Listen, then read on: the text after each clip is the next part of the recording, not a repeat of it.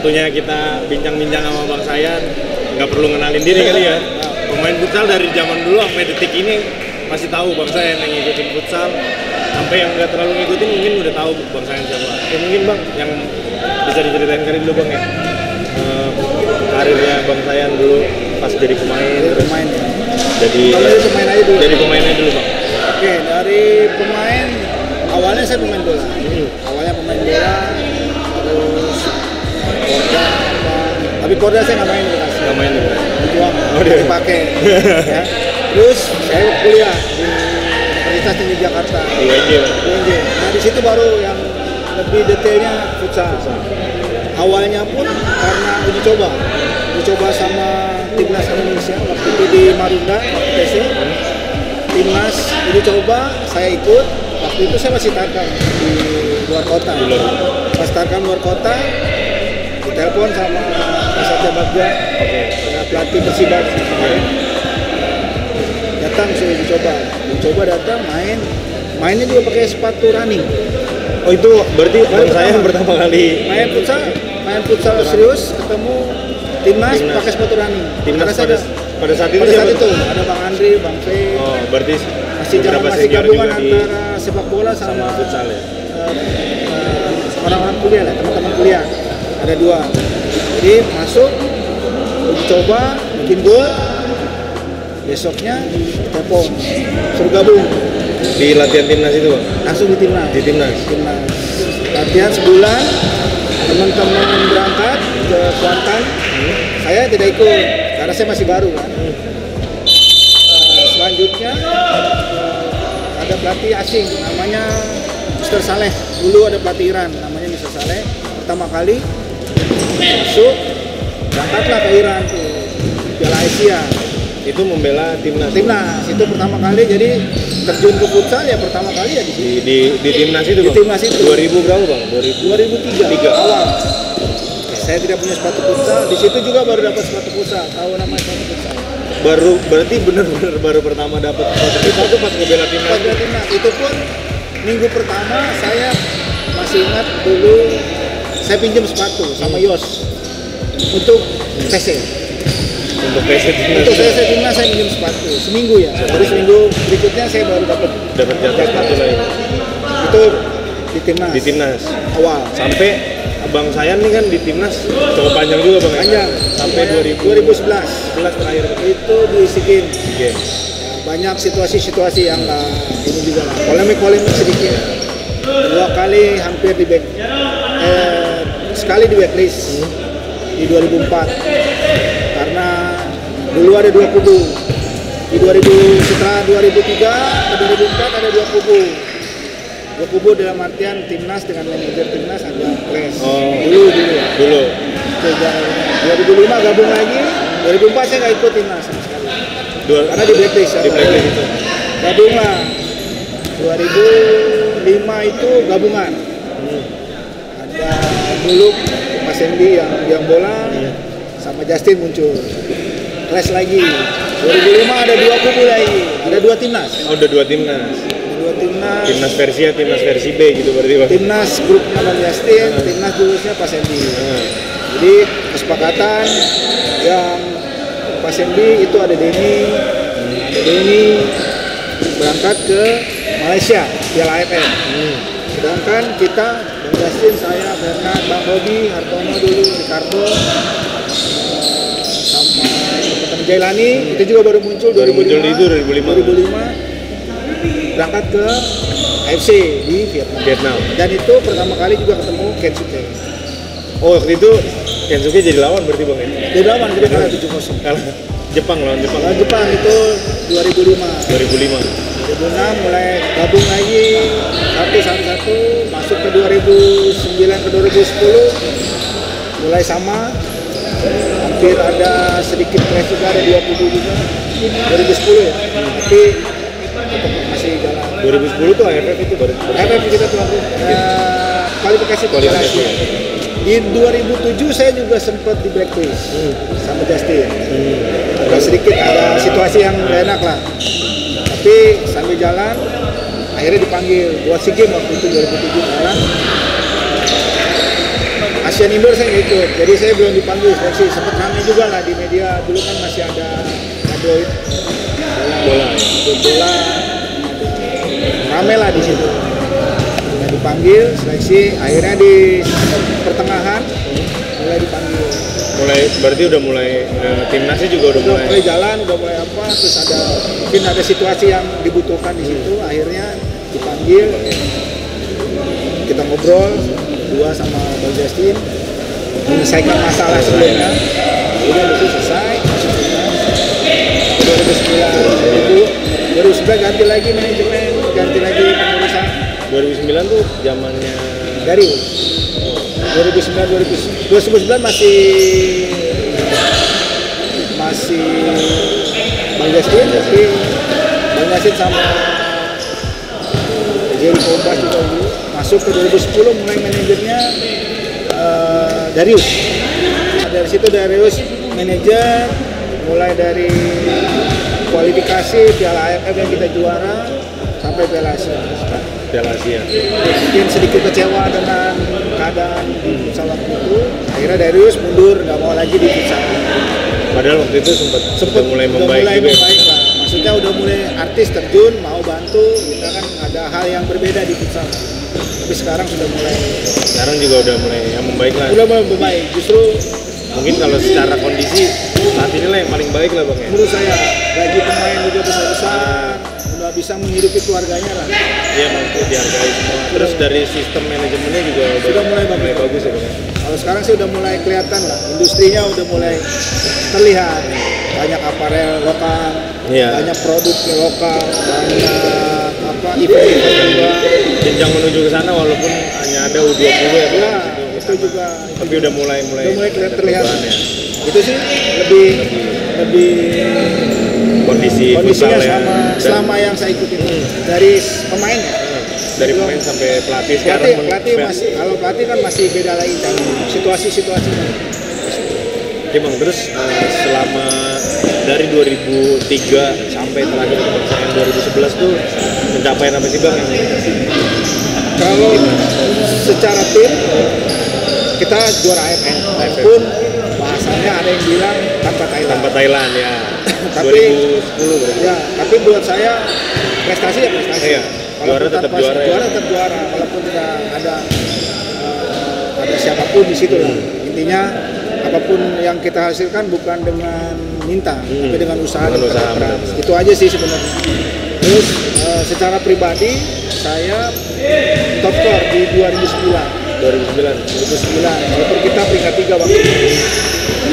Mungkin secara tim dan pribadi itu yang paling bagus. Secara main ya. Masalah 2010 nggak ada liga, ada fokus di timnas. Karena ada 2 kubu kalau nggak salah waktu itu ada namanya IMM, Indonesia Futsal Mandiri.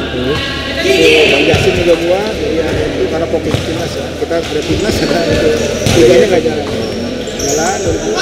Terus di IBM Hamgar kalau nggak salah saya 2009-2010 11-12 terakhir saya main di Biambula. Black Steel juga masih sempat Biambula, Black Steel 2016 sambil ngelatih sambil main tuh Bang. Karena itu situasinya di putaran kedua.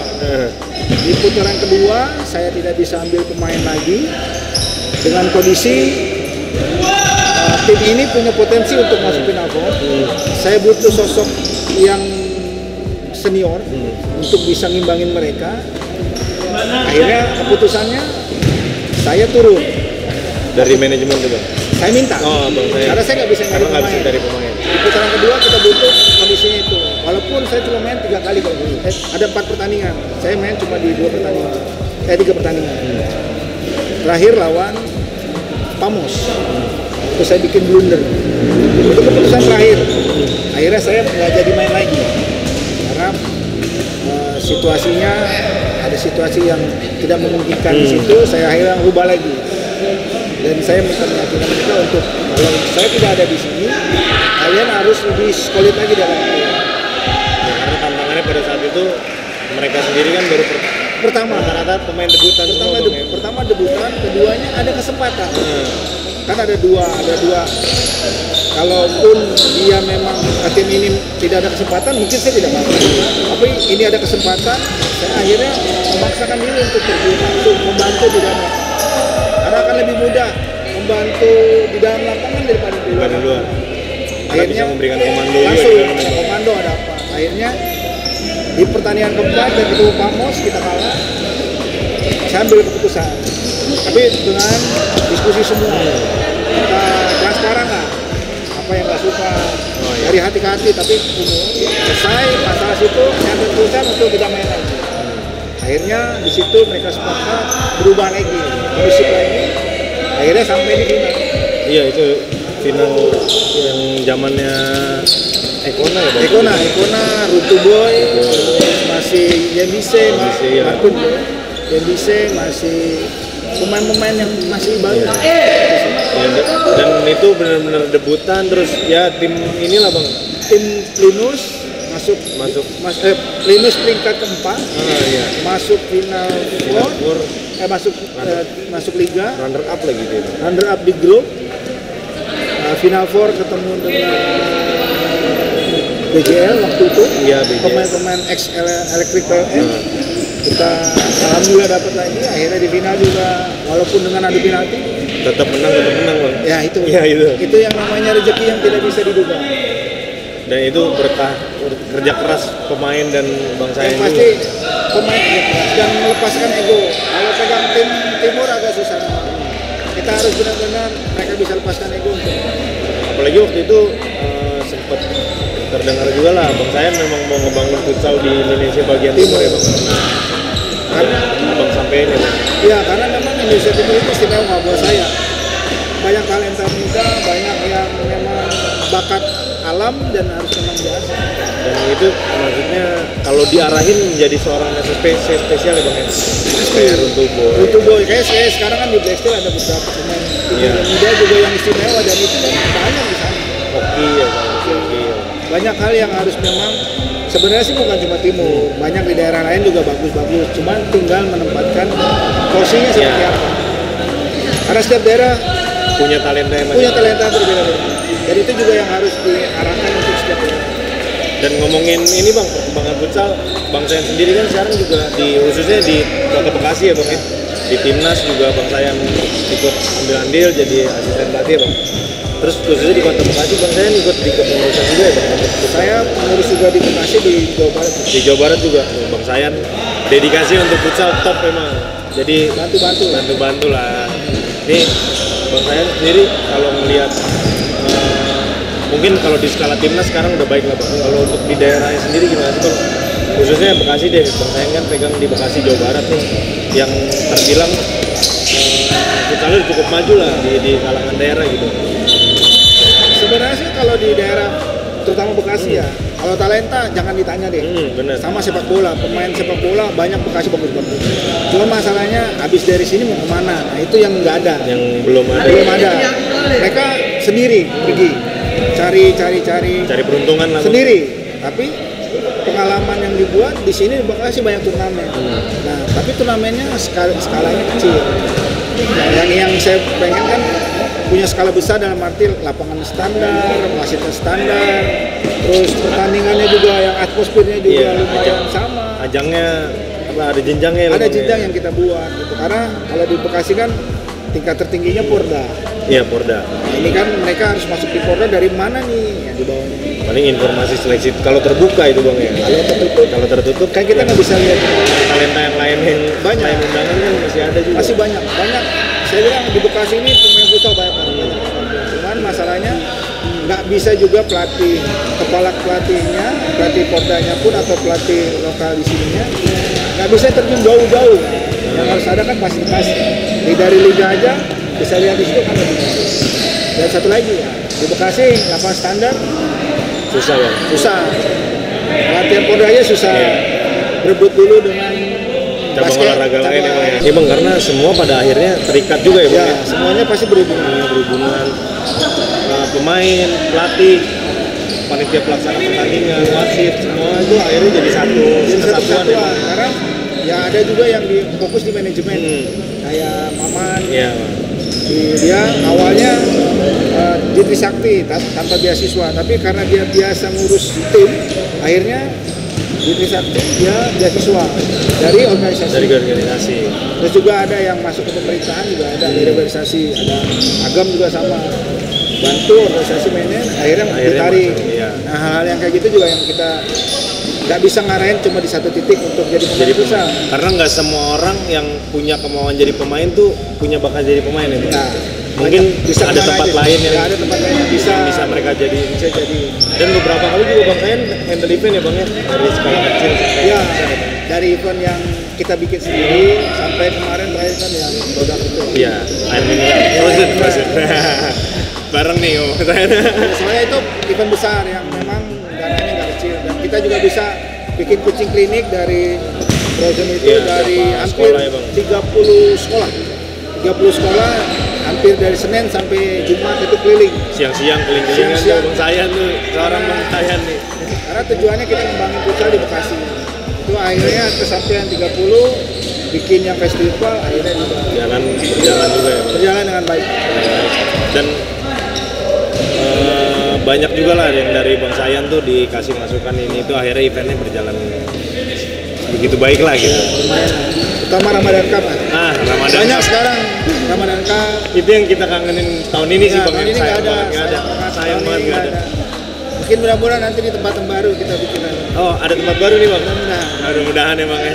Bocoran nih, bakal ada tempat baru. Dengar-dengar sih. Udahlah, Iya. ntar aja tunggu aja kabarnya. Ramadan Cup Bang, ngomongin Ramadan Cup tuh itu bergengsi banget sih Bang di Bekasi sendiri karena itu kan open ya Bang, turnamennya open. Terus di bulan Ramadan setahun sekali tuh event-event setahun sekali. Dan tahun ini terpaksa harus nggak ada karena ya kondisi yang tidak bisa memungkinkan. Itu pun ya saya melihat dari Tanjung Priok ada lapangan pasir, dia pakai itu set, kenapa kita nggak buat lapangan. Dulu kan cuma ada 3. Ada 3 tempat, ada di Tangerang, Kutat, itu ada 2. Terus di Kalibaru, lapangan pasir tapi terbuka, itu juga bagus. Dan terakhir kita di sini. Akhirnya sekarang kan udah banyak. Dan itu juga kan salah satu yang kita inginkan. Semakin banyak kompetisi yang dibuat, maka semakin banyak tempat untuk pemain mengasah kemampuannya. Tapi bukan berarti Tarkam jadi tujuan utama. Nggak, ya itu cuma jadi jembatan kecil aja lah Bang ya. Tapi untuk anak-anak muda ya. Tapi kalau ada yang pemain yang memang tidak bisa berkarir lebih, itu pun salah satu cara untuk mereka mendapatkan income lah. Ya. Banyak tapi yang banyak. Setiap minggu bisa berapa tempat bertemu. Apalagi turnamen Sabtu Minggu kan kelar. Sabtu Minggu kelar 2 hari kelar ya. Itu banyak sih, banyak. Iya. Apalagi ada juga memang yang Tarkam jadi salah satu kerjaan mereka. Dan itu pun wajar karena mereka punya kemampuan dan mereka juga nggak mungkin juga asal. Mereka karena punya kemampuan. Bisa juara kan karena ada proses juga ya. Ada proses juga nggak. Tapi sebisa mungkin sih harus ada berjenjang ya. Berjenjang lah. Kalau bisa masuk ke liga nggak salah lagi, gitu. Mungkin akan lebih baik lagi. Tapi bukan berarti yang tadi salah lah. Tapi itu kan pilihan. Kita nggak bisa lagi memaksakan. Mungkin itu cara dia yang lebih efektif buat kita. Iya Bang Sayan. Terus ini Bang. Dari dulu Bang Sayan main nih 2003 udah main di 2004 udah main di timnas, terus akhirnya sampai sekarang jadi asisten pelatih berkarir di futsal 16 tahun ngikutin perkembangan futsal nih Bang. Dari kacamata seorang Bang Sayan nih, dunia futsal sekarang tuh dari dulu sampai sekarang tuh seperti apa sih Bang? Yang dulu tuh seperti apa, perubahannya, plus minusnya lah Bang? Kalau dulu mungkin kapasitas apa ya? Kita orangnya cuma itu aja, orang yang Jakarta. Lingkupnya kecil. Kalau sekarang kan futsal itu siapa sih nggak tahu? SSB mungkin sekarang lebih sedikit bener daripada futsal. Futsal sudah masuk sekolah-sekolah. Sekarang pelatih aja kalau ada yang megang 1-2 sekolah. Berkembangnya sangat besar. Cuman memang yang harus kita arahin adalah kompetisi. Kalau berkembangnya banyak, tapi yang berjenjang. Kalau sekarang sih ada AFI kan? Ada ya U16, U13, U19, AFI. Sudah sekarang juga U10 udah mulai jalan. Jadi kalau dari perkembangannya jauh lebih pesat sekarang. Lebih banyak, bahasanya gini lah, industrinya lebih jalan. Benar. Orang sudah bisa berdiri tegak untuk survive,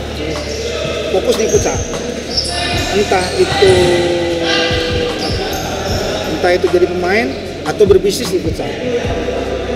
Udah berhidup lah bang. Udah bisa hidup. Menurut saya sekarang udah bisa hidup. Gaji pemain sekarang ada yang bisa 2 digit. Ya.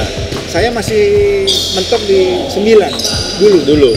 Sekarang ada yang bisa 17 dari 20. Ya karena itu industri pendukungnya mungkin kayak ini aparel, apa sepatu gitu udah hidup, dan lokal juga udah mulai bisa bersaing lah dengan produk-produk luar. Produk lokal juga udah mulai bisa bersaing. Apalagi orang Indonesia kan maunya harga murah, menarik, kualitas bagus. Itu yang industri sekarang sudah mulai. Kalau dari segi apa ya, permainan atau kultur futsalnya lah bang, kebudayaan kultur futsalnya lah. Kalau dulu kan masih ngandelin main kemampuan kita, kemampuan individu kerjasama dengan pemain. Sekarang yang dilakukan camp terutama sistem bermain dilengkapi oleh kemampuan individu. Dimix lah bang. Dimix. Kalau dulu kan kita ngandelin individu banget. Saya punya individu ini ya udah biarin. Saya mungkin buat pegang bola dan syutingan bagus ya udah digunain. Tapi kalau sekarang nggak di set, gimana syuting, bagaimana membuka untuk ruangan dia bisa syuting, bagaimana bikin Roto Boy situasi bikin 1 lawan 1. Karena selamanya Roto bisa bikin 1 lawan 1. Mungkin pas dia masuk di lapangan strategi dari musuh 2 pemain marking gitu. Karena situasi itu juga di set, benar-benar detail, bagaimana dari kick in-nya, dari free kick-nya, dari corner-nya, di semua di set. Detail kecil-kecilnya ya. Dari kecil. Kalau dulu kan saya nggak punya hafalan. Kalau latihan, cuma pengalaman. Tapi kalau sekarang pemain harus menghafal lebih dari 10 jenis free kick, corner. Set piece itu baru satu. Itu satu macam. 10. Itu paling sedikit. Nanti kick in ada lagi 10. Free kick ini 10. Jauh, dekat, kanan, kiri ya bang. Itu udah beda macam. Kalau dulu saya nggak punya sama sekali. Insting aja bang ya. Pakai insting, yang penting bola bisa bikin gol, saya yakin gol bisa masuk. Kalau sekarang kan lebih skemanya lebih teratur lah bang ya. Karena sudah yang saya lihat sudah mulai ditata dengan baik. Mungkin bukan karena dulu salah ya, enggak, karena mungkin makin berkembang ilmu, makin berkembang pengalaman. Nah itu juga jadi bahan kita buat evaluasi dan mungkin ini yang lebih baik. Yang bisa misalnya ada pesan-pesan nggak bang buat pemain muda yang mau berkarir atau orang-orang yang mungkin usia di 20-an merasa terlambat nih gua kalau mau jadi pemain profesional. Yang pasti nggak ada yang terlambat ya. Yang terpenting latihan lebih serius, latihan lebih maksimal lagi. Harus 2 kali lipat dari pemain pro yang sekarang. Kalau pemain pro latihan 2 kali, dia harus lebih 3 kali. Itu yang harus dilakukan. Oh gitu ya bang. Dan semangat. Terus ya bang ya, sama ikutin arahan ya bang. Ya, paling begitu. Terus Dani bang buat nutup, Bang Sayan nih 2004 sampai sekarang berada di timnas. Sebutin bang 5 pemain versi Bang Sayan nih bang. Dari kiper, dari ya boleh dulu dari zaman Bang Sayan sampai sekarang. Yang pertama kiper Yos. Pasti tuh bang. Yos. Kedua Denny, Andoyo, Bang Deha, Caca. Kalau pivot Kaisar. Satu lagi bang. Satu lagi kalaupun yang sekarang harusnya Rutu Boy. Ya. 5 tuh, 5 pemain versi Bang Sayan. Bang Yao, Bang Caca, Bang Deha, Bang Caisar sama Ardiansyah Rutu Boy. Oke. Bang kasih Bang Sayan udah mau tadi ngasih materi, terus sekarang diajak ngobrol-ngobrol juga, ngikutin keseruan juga latihan Sayan Futsal Family. Buat yang usia berapa nih bang kalau Sayan Futsal Family? Kalau saya sini bebas. Siapapun yang mau serius latihan boleh. Tapi kalau nggak serius jangan ya bang. Karena pasti capek. Karena capek. Nah kalau buat teman-teman nih mungkin yang ngerasa terlambat, nggak ada kata terlambat, di sini ada tempatnya nih. Ya. Apalagi yang di Bekasi, Sayan Futsal Family bang, ada di Instagram bang ya? Ada. Oke, kalau mau serius DM aja. DM aja langsung di Bang Sayan yang turun tangan ngelatih ya bang ya. Kalau lagi nggak ada agenda. Jangan lupa follow Instagramnya Bang Sayan, kamu Bang Sayan. Sayan Karmadi sama Saka 9. Nah, itu buat Saka 9 tuh tips-tips. Itu materi futsal ya bang. Buat belajar. Sayan Futsal Family juga. Ya. Sayan Futsal Family Academy. Terus jangan lupa follow Instagramnya Brandon Sport di @brandonsport_, sama subscribe, like, comment, sama share. Oke, dadah. Thank you bang.